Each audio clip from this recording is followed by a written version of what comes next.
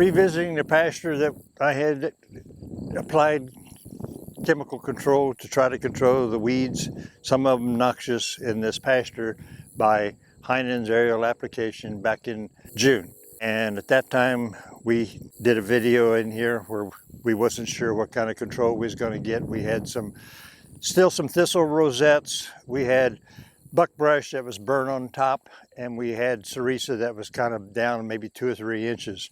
And as you can see out here in the pasture now, that there's basically not hardly any weeds at all. I had the extension agent out here early in the spring. There's some fescue in here, and he recommended that we burn it and as late as we could and still get a good burn to try to knock the fescue back and let the native get reestablished.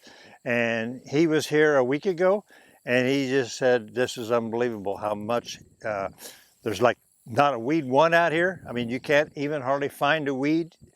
We had ironweed, we had musk thistle, and we had the buckbrush, and we had some sericea, quite a bit of sericea.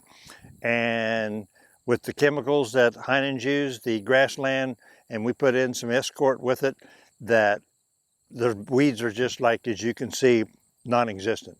And the native is coming back. The extension agent was super impressed. He just couldn't believe, here's a little blue, and here's Indian grass.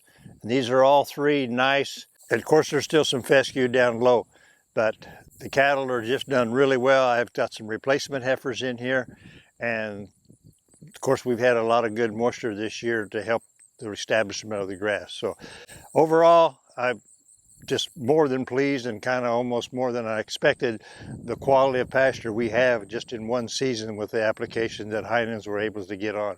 And it was probably a blessing in disguise by getting it on late as we did, because we got a dual kill on the ironweed. We had a lot of ironweed out here. I've hardly ever been able to kill ironweed in one application, and they'll probably come back next year, as well as some of the sericea and the buckbrush, but right now you can't find hardly any of them out here.